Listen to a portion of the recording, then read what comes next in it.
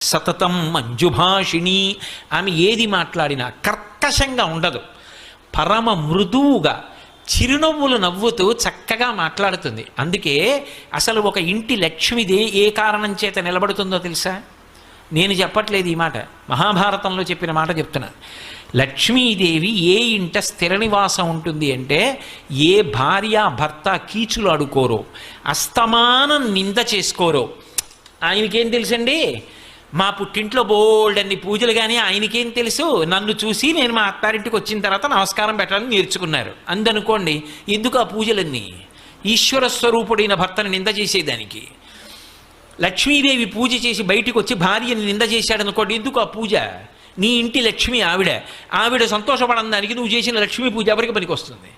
వాళ్ళిద్దరూ ఉల్లాసంగా ఉన్నారనుకోండి, సంతోషంగా ఉన్నారనుకోండి, అంతకు మించిన లక్ష్మి ఇంకొకటి లేదు. అందుకే విశ్వనాథ సత్యనారాయణ